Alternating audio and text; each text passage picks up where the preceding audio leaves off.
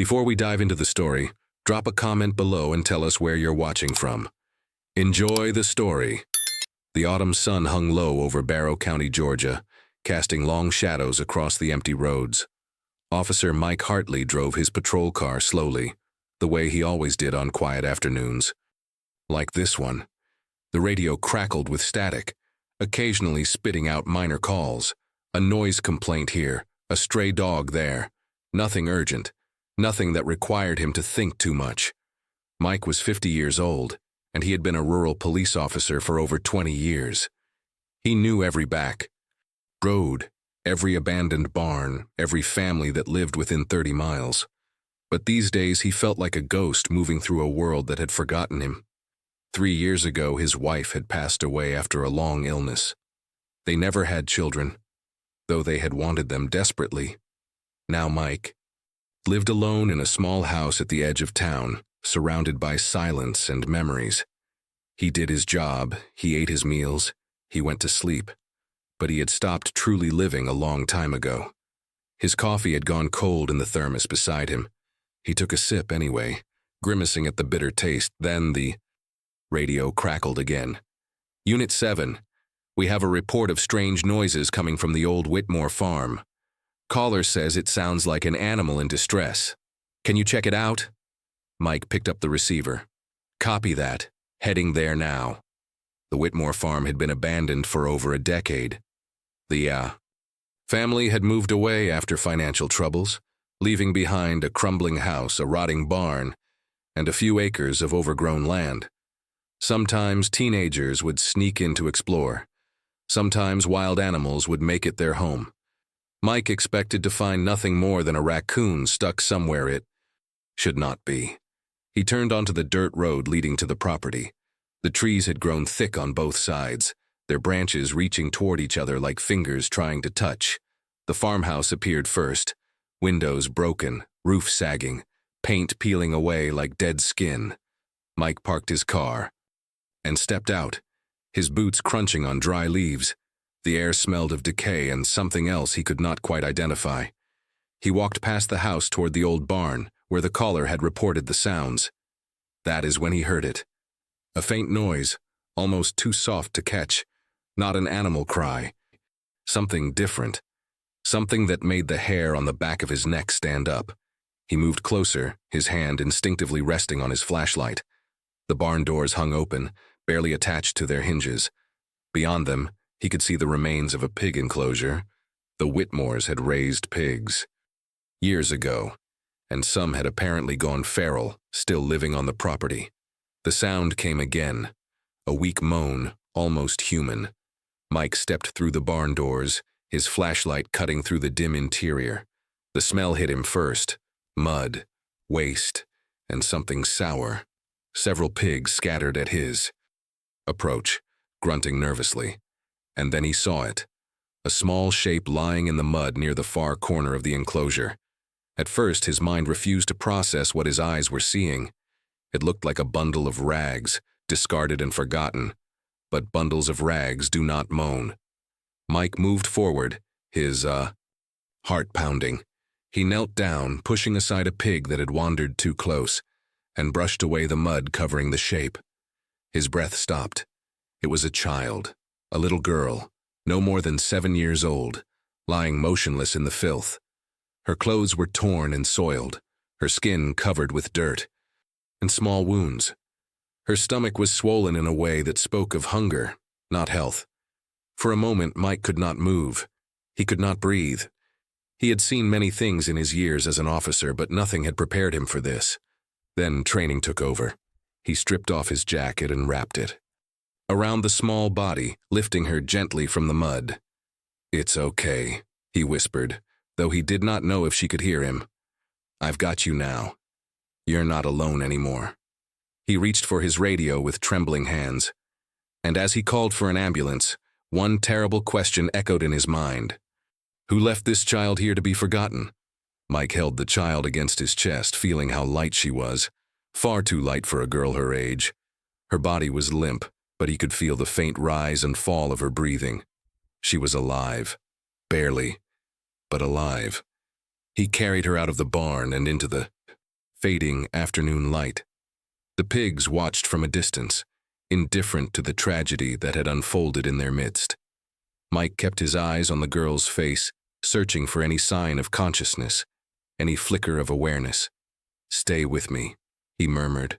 "Help is coming. Just stay with me." Her eyelids fluttered but did not open. Her lips were cracked and pale, her cheeks hollow. How long had she been here? Days? Weeks? The thought made his stomach turn. He laid her gently on a patch of dry grass near his patrol car, keeping his jacket wrapped tightly around her frail body. Then he grabbed the first aid kit from his trunk. Not that it would do much good. This child needed far more than bandages. Within minutes, he heard the distant wail of sirens cutting through the country silence. The ambulance appeared over the hill, lights flashing, and Mike felt a wave of relief wash over him. He stood and waved them down, guiding the paramedics to where the girl lay. 2 EMTs jumped out, a man and a woman, their faces shifting from professional calm to barely concealed shock as they saw the child's condition. "What happened here?"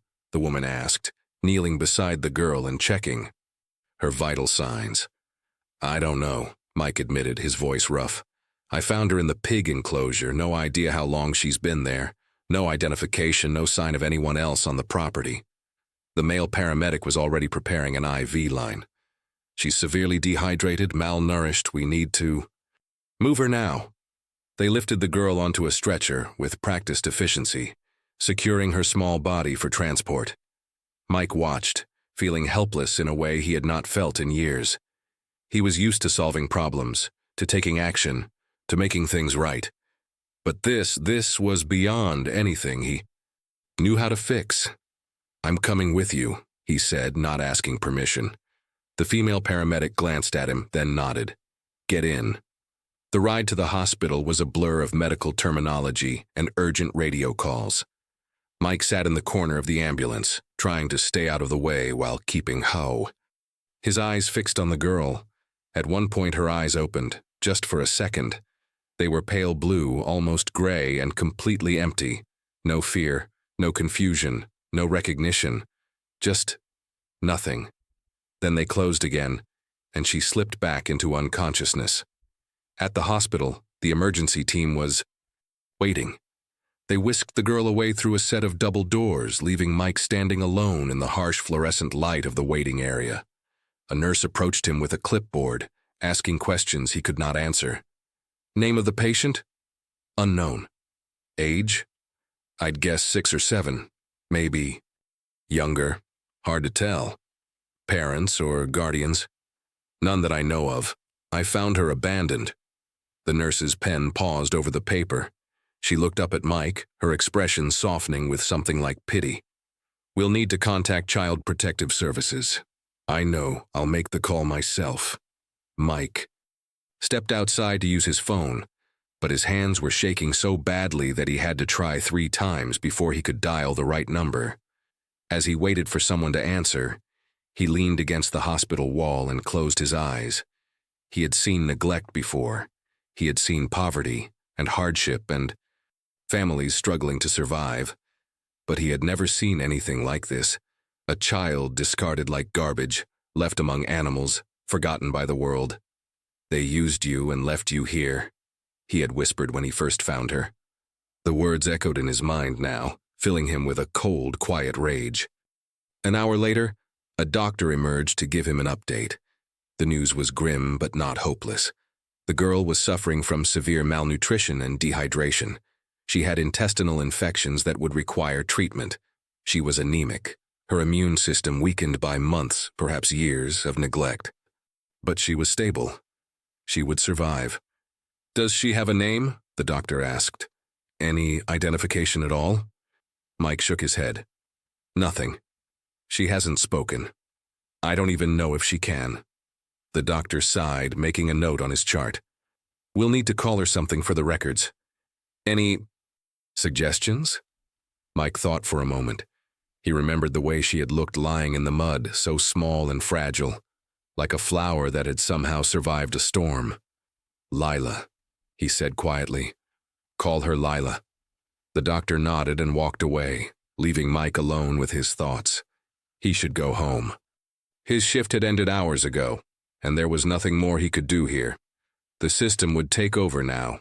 Social workers, doctors, investigators. This was no longer his responsibility. But he could not make himself leave. Instead, he found a chair in the hallway outside the girl's room and sat down. Through the window, he could see her lying in the hospital bed surrounded by machines and tubes. She looked so small against the white sheets, so terribly alone.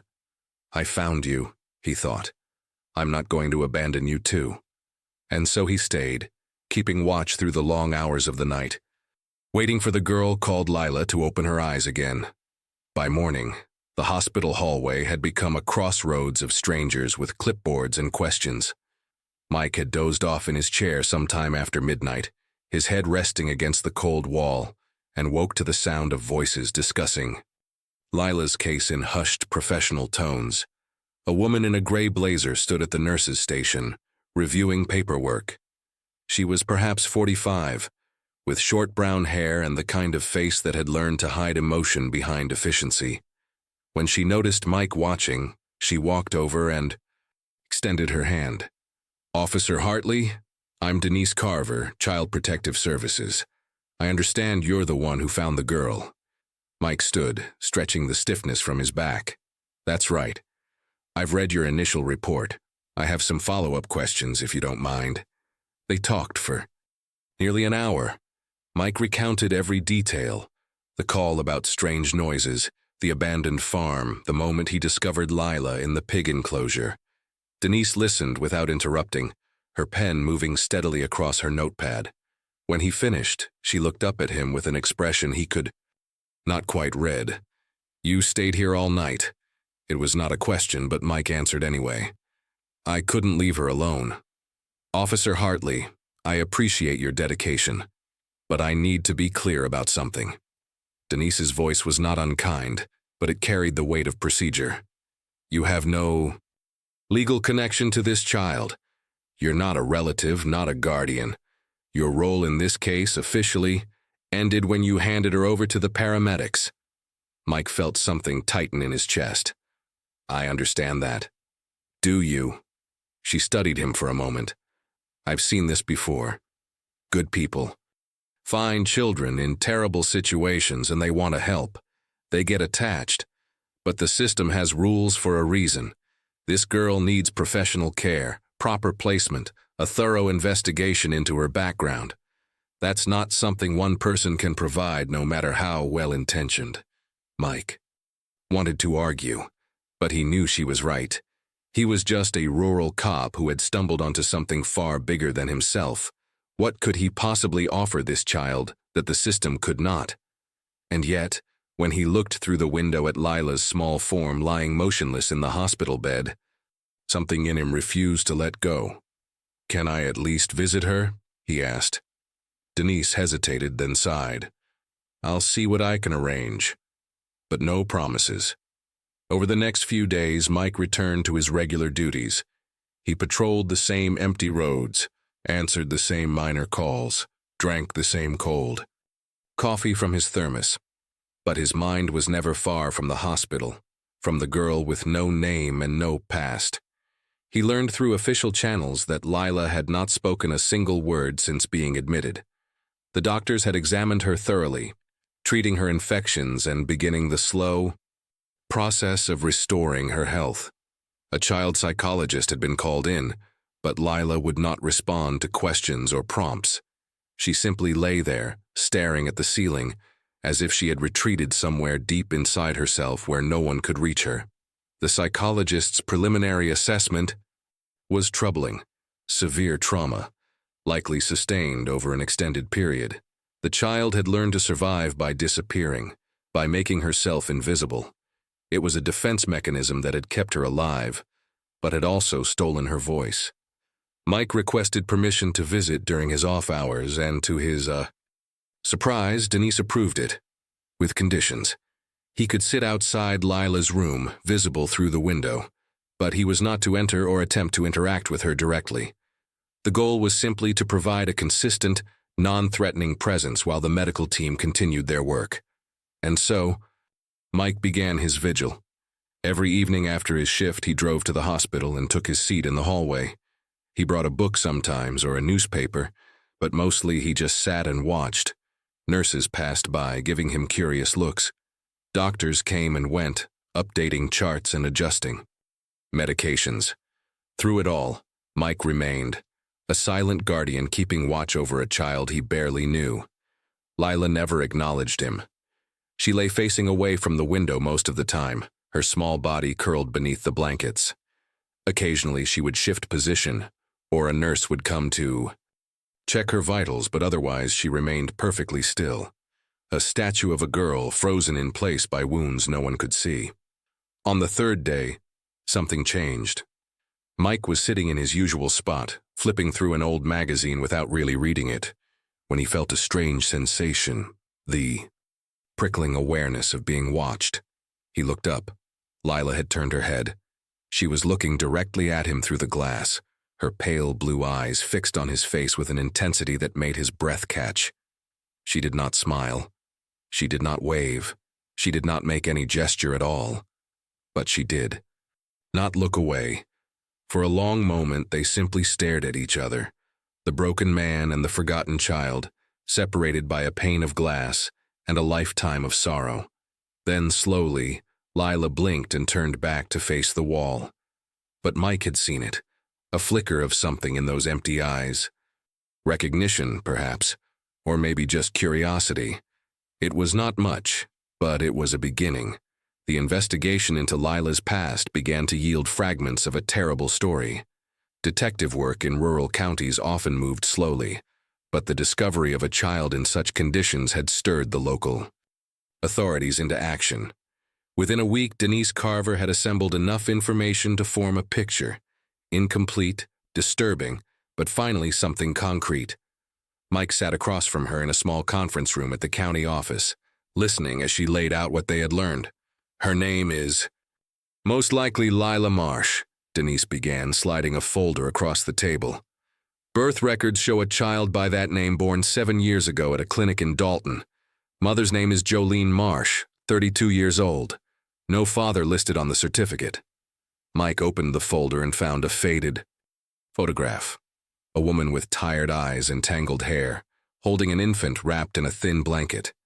There was no joy in her expression, only exhaustion. Jolene has a documented history of intellectual disability and substance dependency, Denise continued. She was in and out of social services for years, but she always managed to slip through the cracks.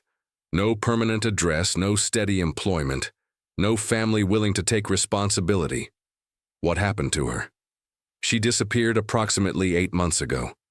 Neighbors in the last known area reported seeing her leave one day and never come back. No one thought to check on the child. Denise's voice carried a note of bitterness. Lila was passed around after that, staying with acquaintances, distant connections, people who took her in for a few days or weeks before passing her along to someone else. Eventually, she ended up at that farm. We're still trying to determine who left her there and when. Mike studied the photograph, his jaw tightening. So she wasn't kidnapped. She was just forgotten. That's the most accurate way to put it, yes. The words hung in the air, heavy with implications. A child had slipped through. Every safety net society had built, abandoned not by one person, but by an entire chain of people who had looked the other way. Mike thought of his own childhood, modest but stable, with parents who struggled but never stopped caring. He thought of the life he and his wife had dreamed of giving to children they never had. And he thought of Lila, lying in that hospital bed, carrying scars from a world that had failed her at every turn. There's something else, Denise said, pulling him from his thoughts. During a follow-up search of the Whitmore property, one of my colleagues found this. She handed him a plastic evidence bag containing a crumpled piece of paper. The writing inside was shaky, the letters uneven and childlike despite clearly being written by an adult hand. Mike read it slowly. Please help us. I don't know what to do anymore. I'm sorry. I'm so sorry. There was no signature, no date. But the handwriting matched samples they had found in Jolene's old apartment. She tried to ask for help, Mike said quietly. It appears so. At some point she knew she was in over her head, but either she couldn't find the right resources, or she was too afraid to reach out directly. We'll probably never know the full story. Mike set the letter down carefully, as if it might break. It changed nothing about the current situation, but somehow it changed everything about how he understood it. Jolene was not simply a villain who had abandoned her daughter. She was a lost woman who had been failed by the same systems that had failed her child. What about other family? He asked. Anyone who might take Lila in? Denise nodded slowly. We found one name. Karen Bellamy, 67 years old. She's Jolene's aunt. Technically, Lila's great-aunt. Lives about 2 hours. From here in a trailer outside of Calhoun. No contact with the family in over a decade. Have you reached out to her? I called yesterday. Denise paused, choosing her next words carefully. It was a difficult conversation. When I explained the situation, she went silent for a long time. Then, she said something I haven't been able to stop thinking about. What did she say? Denise met his eyes. She said, I knew this day would come. I knew and I did nothing. Mike absorbed this information in silence. Another person in the chain of failures. Another adult who had seen trouble coming. And turned away. But there was something in those words. Not just guilt, but recognition. Karen Bellamy knew she had made a mistake. The question was whether she would be willing to face it now. Is she coming? Mike asked. She said she needs time to think. I gave her the hospital address and told her Lila would be there for at least another few weeks. Denise gathered her papers, signaling the end of the meeting. We'll see if she shows up. Mike drove back to the hospital that evening, his mind heavy with everything he had learned. The sun was setting behind the hills, painting the sky in shades of orange and purple, but he barely noticed the beauty around him. He took his usual seat outside Lila's room. Through the window, he could see her lying still, her eyes open but unfocused. A tray of untouched food sat on the table beside her bed. Please help us, Jolene had written. Mike leaned back in his chair and made a silent promise. Not to Jolene, but to the small girl on the other side of the glass. I hear you. And I'm not going anywhere. 2 weeks had passed since Mike found Lila in the abandoned farm. Her body was slowly healing. The doctors reported improved nutrition levels, fewer infections, stronger vital signs. But her mind remained locked away, hidden behind walls of silence that no one had yet been able to breach. The child psychologist assigned to the case, Dr. Amelia Grant, was a patient woman in her early 50s with gentle eyes and a calm demeanor. She had worked with traumatized children for over 20 years, and she understood that healing could not be rushed. Some wounds needed time and space before they could even begin to close. She's not ready to speak, Dr. Grant explained to Mike during one of his visits. The trauma she experienced taught her that silence was survival, making noise, drawing attention to herself. Those things were dangerous in her old world. It will take time for her to learn that this world is different. Is there anything that helps? Mike asked. Dr. Grant smiled slightly. Actually, yes, we've art therapy. Crayons, paper, colored pencils. She won't talk, but she draws. And her drawings tell us quite a lot. She showed him a folder containing Lila's artwork from the past several days. Mike flipped through the pages slowly, his heart sinking with each image. The drawings were simple as one would expect from a 7-year-old, but their content was haunting.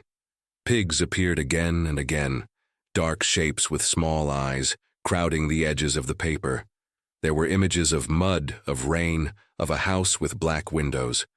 In several drawings, a female figure appeared, faceless, sometimes present, sometimes fading into the background like a ghost. The woman is probably her mother, Dr. Grant said. Notice how she's never fully there. Sometimes just an outline, sometimes disappearing off the edge of the page. Lila experienced her mother as someone who came and went, who was present, but not reliable. The absence is as significant as the presence. Mike paused at one particular drawing. It showed a long road stretching across the paper, leading nowhere. No house at the end, no destination. Just endless gray lines vanishing into empty space. What does this one mean? Uncertainty. A feeling of being lost, of not knowing where she belongs or where she's going. Dr. Grant took the folder back gently. But there's hope, Officer Hartley. The fact that she's drawing at all is a positive sign. She's processing her experiences even if she can't verbalize them yet. The following day, Denise arranged for Mike to have supervised visits inside Lila's room. It was a small step forward, but one that filled him with nervous anticipation. He had been watching her through glass for 2 weeks. Now he would finally be in the same space, breathing the same air. He entered quietly, not wanting to startle her. Lila was sitting up in bed, a box of crayons open beside her, a fresh sheet of paper on her lap. She did not look up when he came in. Mike sat in the chair nearest the door, keeping a respectful distance. For a long time, neither of them moved or spoke. The only sound was the soft scratch of crayon against paper as Lila drew. Eventually, Mike leaned forward slightly to see what she was creating. It was a sky, gray clouds at first, but then patches of blue breaking through. She worked slowly, deliberately, choosing each color with care. "That's a nice sky," Mike said softly, not expecting a response. Lila's hand paused. For a moment, she was completely still. Then, without looking at him, she reached into the crayon box, selected a yellow pencil, and added a small sun in the corner of the paper. Mike's breath caught. It was such a tiny gesture, but it meant everything. She had heard him, she had responded. He said nothing more, not wanting to push too hard. They sat together in comfortable silence for another half-hour, Lila drawing while Mike simply kept her company. When visiting time ended, he stood and moved toward the door. "I'll come back tomorrow," he said quietly. "If that's okay." Lila did not answer, but she also did not turn away. The next morning, Dr. Grant called Mike before his shift. There was something in her voice, a controlled excitement that made his pulse quicken. "She made a new drawing this morning," Dr. Grant said. "I think you should see it." Mike arrived at the hospital within the hour. Dr. Grant met him in the hallway and handed him a single sheet of paper. The image showed 3 figures standing side by side. The smallest one, in the center, had yellow hair and a simple dress. To her left was a taller figure with gray hair. To her right was another tall figure, and this one was wearing something on its head, a hat, a cowboy hat. Mike stared at the drawing, his throat tightening. The figure with the hat could only be him.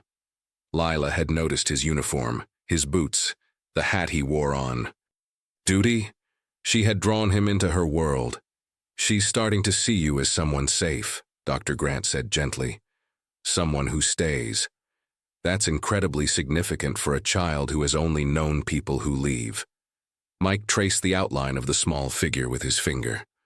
Lila had drawn herself between 2 adults, not behind them, not separate from them, between them, protected.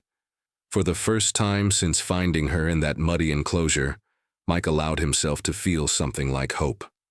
Karen Bellamy stood in her cramped trailer, staring at a shoebox she had not opened in over a decade. It sat on her kitchen table, covered in a thin layer of dust, holding memories she had tried very hard to forget. She was 67 years old, with gray hair that she no longer bothered to style, and eyes that had seen too much disappointment.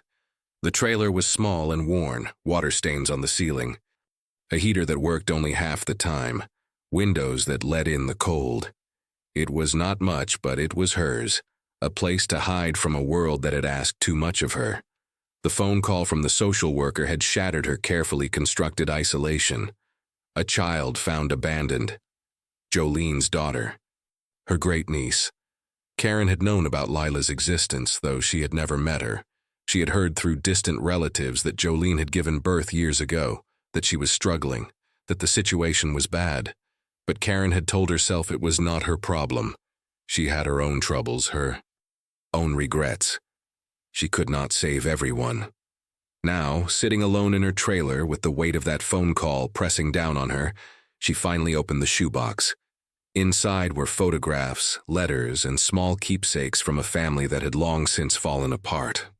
Karen sifted through them slowly, until she found what she was looking for, a picture from a family reunion taken nearly 30 years ago. In the corner of the photograph stood a little girl, maybe 5 years old, with wide eyes and tangled hair. Jolene. Karen remembered that day vaguely. She remembered thinking that someone should do something about that child, that she looked neglected, that her mother was clearly overwhelmed. But Karen had not volunteered. She had gone home after the reunion and continued with her life, telling herself that surely someone else would step in. No one ever did. Karen traced Jolene's face in the photograph, remembering the last time she had seen her. A teenager by then, angry and lost, screaming that nobody cared about her before storming out into the night. Karen had watched her go. She had not followed. "I knew this day would come," she had told the social worker. "I knew and, I did nothing." The words had escaped before she could stop them, carrying decades of guilt in a single sentence. For 3 days after the phone call, Karen did nothing. She went through the motions of her small life, making coffee, watching television, avoiding her own reflection in the mirror. But the image of that little girl in the photograph would not leave her mind. And now there was another little girl, Jolene's daughter, lying in a hospital bed 2 hours away. On the 4th day, Karen packed a small bag, climbed into her old car, and began driving east. She arrived at the hospital. In the late afternoon, the building seemed enormous and intimidating, filled with people who knew exactly where they were going while she stood frozen in the lobby, clutching her purse like a lifeline. Eventually, she found the children's ward. A nurse directed her to Lila's room at the end of the hall. Karen walked slowly, her heart pounding with each step. Through the window, she could see her. A small girl with pale hair sitting up in bed, drawing on a piece of paper. So thin, so fragile, so terribly familiar. Karen's legs stopped working. She leaned against the wall, struggling to breathe, overwhelmed by a flood of emotions she had spent years suppressing. She could not do this. She was too old, too broken, too guilty. What could she possibly offer this child? "Ma'am, are you all right?" Karen looked up. A man in a police uniform stood nearby, watching her with concern. He was about 50, with tired eyes and a weathered face, the kind of face that had seen its share of sorrow. Their eyes met, and something unspoken passed between them. Two strangers, bound by a child neither of them had expected to find. They found their way to the hospital cafeteria. Two strangers, carrying invisible weights. The fluorescent lights hummed overhead, casting a pale glow over empty tables and cold coffee machines. Karen sat across from Mike, her hands wrapped around a cup she had not touched. For a long moment, neither of them spoke. The silence was not uncomfortable. It was the silence of people who understood that some things could not be rushed. "How long have you been coming here?" Karen finally asked. "Every day since I found her," Mike replied. 2 weeks now." Karen nodded slowly, processing this. "They told me you're the one who saved her." The officer who answered eyes. "The call. I just happened to be nearby." Mike shrugged, though both of them knew it was more than that. Anyone would have done the same. "No," Karen said quietly. "They wouldn't have. Most people would have filed a report and moved on. You stayed." Mike looked down at his own coffee, searching for words that felt too heavy to speak. Karen waited, sensing that he was working toward something. "I used to set 2 places at breakfast," he said finally. "After my wife passed, every morning I'd put out 2 cups, 2 plates. I'd sit there and talk to her empty chair like she was still listening." He paused, turning the cup slowly in his hands. "I stopped after a while. The coffee just kept getting cold." Karen felt something shift inside her chest, a crack in the armor she had built around her heart. She recognized the loneliness in his voice because it matched her own. I walked away from my family a long time ago, she admitted. Jolene, Lila's mother, she needed help when she was young. I saw it. Everyone saw it. But I told myself it wasn't my responsibility. Her voice grew thick. I let a child slip through my fingers because I was afraid. And now here's another one. And I don't know if I have the right to even be here. Mike met her eyes. You're here now. That's what matters. Is it enough? He considered the question honestly. I don't know. But it's more than she had yesterday. They sat together as the cafeteria slowly emptied around them, too. People who had spent years avoiding connection, now finding themselves bound by a child who needed them both. Later that afternoon, Karen returned to Lila's room. This time, she did not stop at the window. She pushed open the door quietly and stepped inside. Lila was drawing as usual. She did not look up when Karen entered, her small hand moving steadily across the paper. Karen lowered herself into the chair farthest from the bed, trying to make herself as small and unthreatening as possible. Minutes passed. The only sound was the soft scratch of crayon against paper. Karen watched Lila's bent head, noticing the way her thin shoulders curved inward, protective even now. Then, without warning, Lila reached into her box of crayons and pulled out a purple one. She held it out toward Karen, still not looking at her, still not speaking. An offering. A test. Karen's hand trembled as she reached forward and took the crayon. Tears slipped down her cheeks, silent and unstoppable. She did not know what the future held. She did not know if she could be what this child needed. But for now, she had a purple crayon in her hand, and a little girl who had chosen to share something with her. It was a beginning. The fragile peace that had begun to form around Lila was soon threatened by the machinery of bureaucracy. Denise Carver called a meeting at the county office, and the news she delivered landed like a stone in still water. Lila needs a legal guardian, Denise explained, her voice careful and measured. The state cannot keep her in hospital care indefinitely. We need to determine a permanent placement. Karen sat rigid in her chair, her hands clasped tightly in her lap. Mike stood near the window, arms crossed, listening. What are the options? He asked. Denise spread several folders across the table. Foster care is the default path when no suitable family member is available. However, given that Karen is a blood relative and has expressed interest in taking responsibility, we can explore kinship placement. So Karen can take her, Mike said. It was not quite a question. It's not that simple.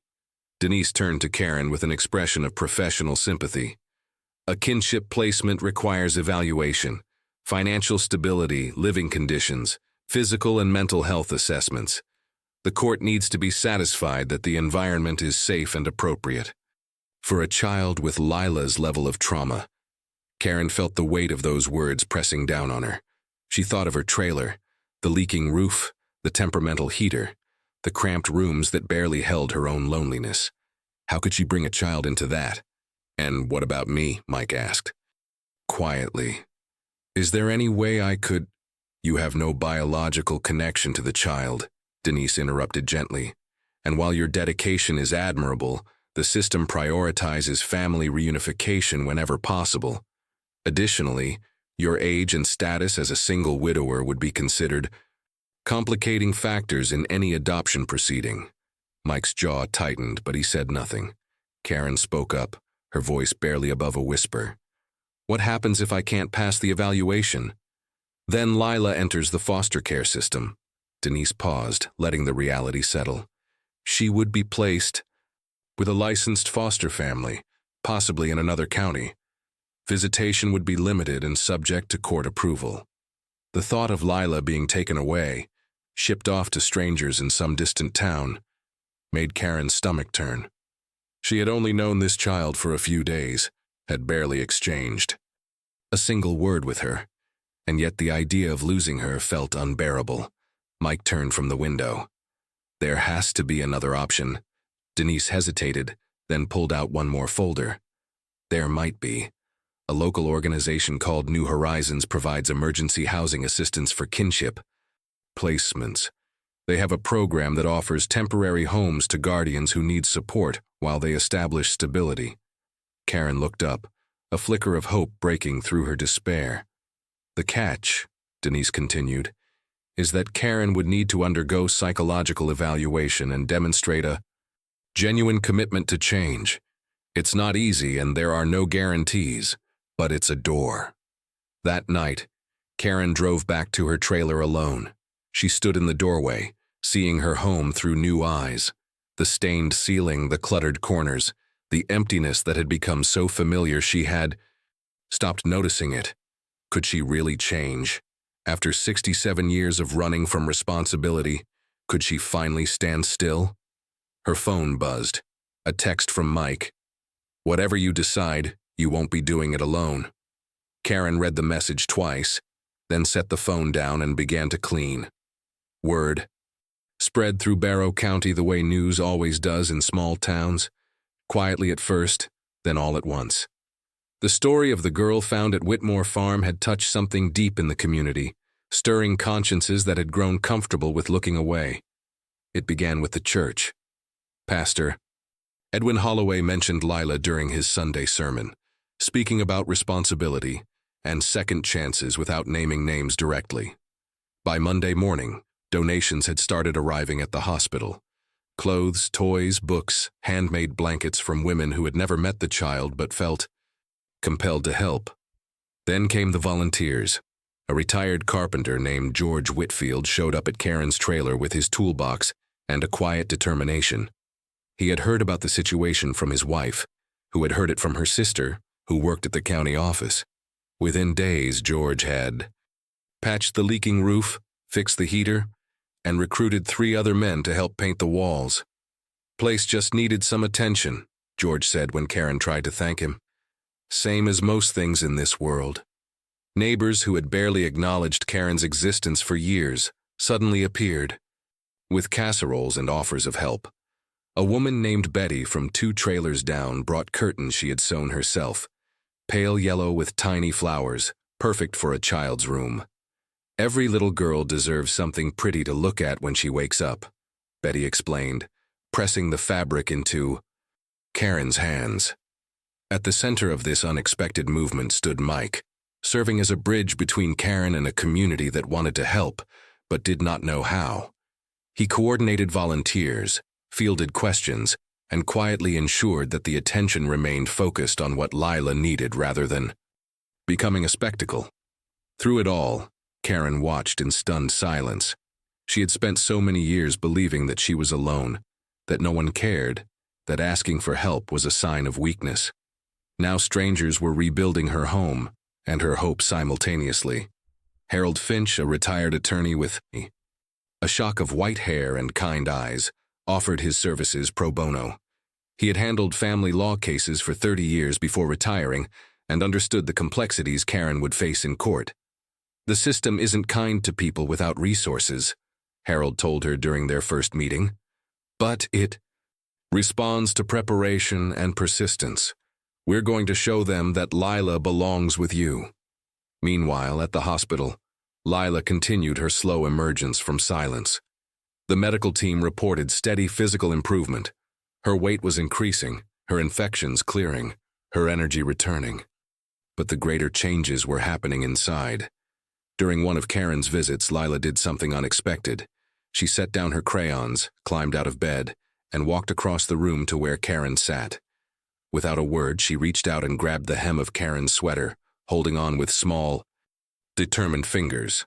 Karen froze, afraid to move, afraid to breathe. She looked at Mike, who had been watching from near the door. "Just stay," he whispered. "That's all she needs." Karen stayed. She sat perfectly still while Lila held onto her, neither of them speaking, neither of them needing to.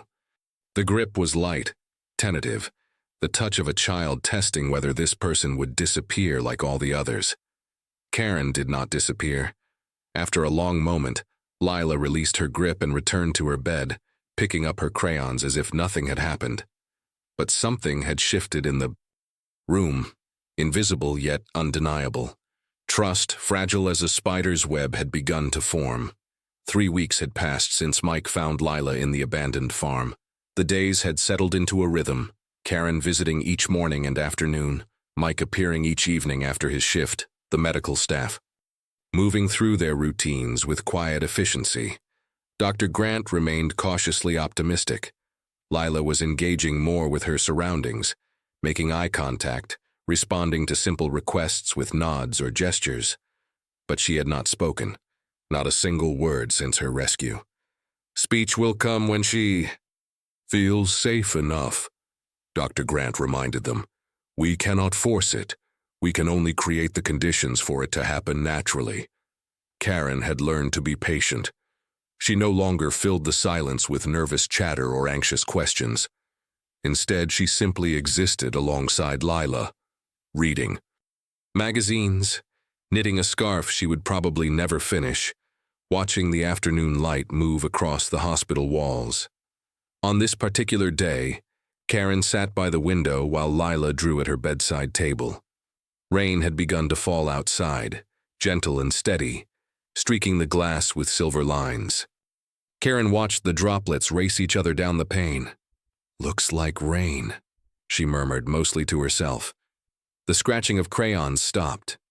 Karen glanced over, expecting to see Lila reaching for a different color or adjusting her paper.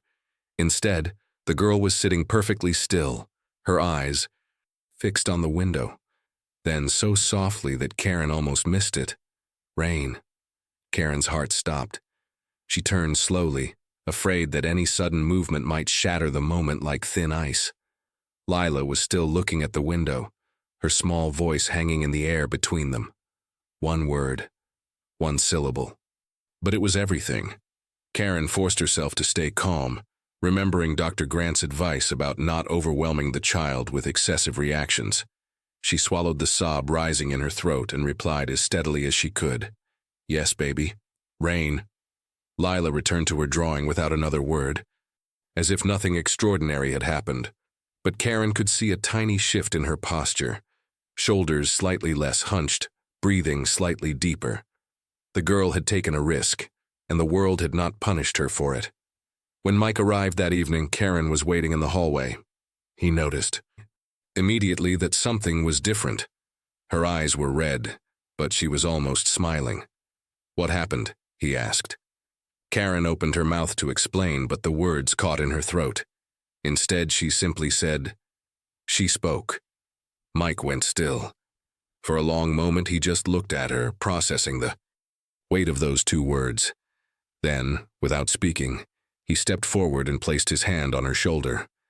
They stood like that in the hospital corridor, 2 people who had almost forgotten how to hope, sharing a moment of quiet triumph.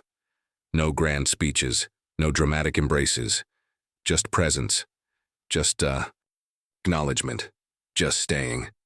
Later that night, after Karen had gone home and Mike had taken his usual seat outside Lila's room, Denise called with news that would change everything. The Atlanta police contacted me this evening, she said, her voice careful. They found Jolene Marsh. Mike straightened in his chair. Where? Living on the streets near a shelter downtown. She's in poor condition, disoriented, malnourished, possibly suffering from neurological damage. She has no clear memory of the past 2 years. Mike closed his eyes, absorbing the information. Jolene was alive. Broken, lost, but alive. Does she know about Lila? That's the thing, Denise paused. In her few lucid moments, she asked about the girl. She couldn't remember Lila's name, but she asked, is she okay? Is someone with her? Mike looked through the window at Lila's sleeping form. Even lost in her own darkness, some part of Jolene had remembered. The news about Jolene cast a shadow over everything. Denise traveled to Atlanta to assess the situation personally, leaving Karen and Mike to process the implications of what her return might mean. Karen could not sleep the night after hearing the news. She lay awake in her trailer, staring at the freshly painted ceiling, thinking about the teenage girl who had stormed out of her life so many years ago. Jolene had been angry, wounded, desperate for someone to care enough to follow her, and Karen had let her go. Now that same girl was a woman living on the streets, her mind fractured, her daughter recovering in a hospital bed 2 hours away. The cruelty of it all pressed down on Karen like a physical weight. When Denise returned 3 days later, her report confirmed what everyone had feared. Jolene was alive but barely present. Years of hardship and possible untreated medical conditions had left her unable to care for herself, much less a child. She was being transferred to a care facility where she would receive the help she needed, but there was little hope of full recovery. She has moments of clarity, Denise explained, during a meeting at the hospital. Brief windows where she seems aware of her surroundings. During one of those moments, she asked about Lila. Karen's hands trembled. What did she say? She couldn't remember the name, but she asked if someone was with her daughter, if she was safe. Denise paused, allowing the weight of those words to settle. Whatever else happened, some part of Jolene never stopped being a mother. Mike thought of the crumpled note he had found at the farm. Please help us. I don't know what to do anymore. Jolene had tried, in her own broken way.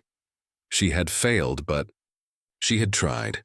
The legal situation grew more complicated. As Lila's biological mother, Jolene technically retained parental rights, but her current condition made it impossible for her to exercise them. Harold Finch explained that the court would need to formally address the matter before any permanent guardianship could be established. It's a process, Harold said, but given the circumstances, I'm confident we can demonstrate that Karen is the best option for Lila's welfare. The key is showing stability, commitment, and genuine care. Karen nodded, though doubt still gnawed at her. She carried the old photograph from the shoebox with her everywhere now, the image of young Jolene at that long-ago family reunion. It served as a reminder of her failure, but also as a promise. I couldn't save you, she thought whenever she looked at it, but maybe I can save her. During her next visit with Lila, Karen found herself studying the girl's face more closely than usual. She could see traces of Jolene in the shape of her eyes, the curve of her chin. But there was something else there too, a resilience that Jolene had never quite possessed. Lila was drawing again, her crayons, moving across the paper with quiet purpose. Karen watched without interrupting, content to simply share the space. When Lila finished, she held up the picture for Karen to see. It showed a house, not the dark, empty houses from her earlier drawings, but a small cottage with a yellow door and flowers in the window boxes. Beside the house stood 3 figures, one small, one with gray hair, one wearing a hat, and above them all, a bright sun. Karen took the drawing with shaking hands. For the first time in weeks, she allowed herself to believe that maybe, just maybe, things could turn out differently this time. Karen sat alone in the hospital chapel, a small room with wooden pews and soft light filtering through stained glass windows. She was not particularly religious, but she needed a quiet place to think, and this was the only space in the building where the world seemed to slow down. The decision before her was simple in theory but terrifying in practice. Accept guardianship of Lila and change everything about her life, or walk away and let the system determine the girl's fate. She was 67 years old. Her health was not perfect. Her finances were modest at best. She had spent decades avoiding responsibility, building walls around herself to keep out the pain of connection. What made her think she could suddenly become what this child needed? And yet, every time she closed her eyes, she saw Lila's face, the way the girl had grabbed her sweater and held on, the purple crayon offered in silence, the drawing of the house with 3 figures standing together under a bright sun. Karen pulled the photograph of young Jolene from her pocket and stared at it for a long time. 2 generations of girls failed by the people who should have protected them. The pattern could continue, or it could end. She thought of Mike's words from weeks ago. You can't change back then, but you're here now. Here. Now. Present. That was all she could offer. Not perfection, not certainty, not a guarantee that everything would work out. Just her presence. Her commitment to stay. Was it enough? Karen did not know, but she knew that walking away would destroy something inside her that she could never recover. She found Denise in the administrative wing and spoke before she could lose her nerve. "I'll do it. Whatever it takes, I'll do it." Denise studied her for a moment, then nodded slowly. "Are you sure?" Karen thought of Lila, of Jolene, of all the years she had wasted being afraid. "No," she admitted, "but I'm sure about her." The small house provided by New Horizons sat at the end of a quiet street in Barrow County. It was modest, 2 bedrooms, a simple kitchen, a living room with windows that let in the morning light, but it was clean, warm, and safe. Everything Lila had never had. Volunteers had transformed the space in the days before her arrival. Fresh paint on the walls, donated furniture arranged with care, curtains with tiny flowers hanging in the windows. Mike had personally installed a small wooden plaque on one of the bedroom doors. It read simply, "Lila's room." The day Lila left the hospital was bright and crisp, the kind of autumn morning that felt like a fresh start. Karen signed the discharge papers with trembling hands while Mike waited by the entrance with the car. Lila walked slowly down the hospital corridor, her small hand wrapped around Karen's fingers. She looked at everything with wide, cautious eyes. The nurses who waved goodbye, the elevator buttons, the automatic doors that whooshed open as they approached. The drive to the new house took 20 minutes. Lila sat in the back seat, watching the world pass by through the window. She did not speak, but her grip on her stuffed rabbit, a gift from one of the hospital volunteers, never loosened.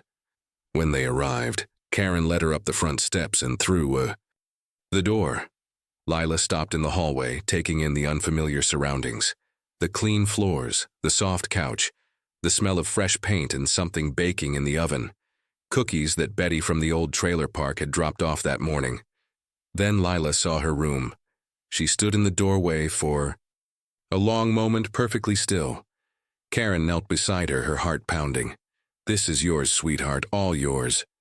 Lila stepped inside slowly. She touched the bed, the curtains, the small bookshelf filled with donated children's books. And then something miraculous happened. She laughed. It was small, hesitant, almost experimental, as if she was testing whether joy was allowed. But it was real. That night, Karen tucked Lila into bed for the first time. As she turned to leave, a tiny voice stopped her. "Stay?" Karen returned to the bedside and sat down. "Always, baby, always." Outside the window, Mike's patrol car was parked at the curb. Watching, protecting. They were not a traditional family, but they were present, and for now, that was everything. 2 weeks of fragile peace shattered with a single phone call. Vernon Marsh arrived in Barrow County on a gray Thursday morning. He was 58 years old, a retired military man with a pressed suit and a firm handshake. He presented himself at the county office with documents claiming blood relation to Lila and a stated intention to seek custody. Denise called Karen immediately. "We have a problem." Vernon's argument was simple. As a closer blood relative than Karen, he was Jolene's cousin. He had priority in kinship placement. He spoke of family values, tradition, and the importance of discipline for a traumatized child. His manner was calm, his words carefully chosen. Some in the community were initially impressed. He seemed respectable, stable, exactly what a child might need.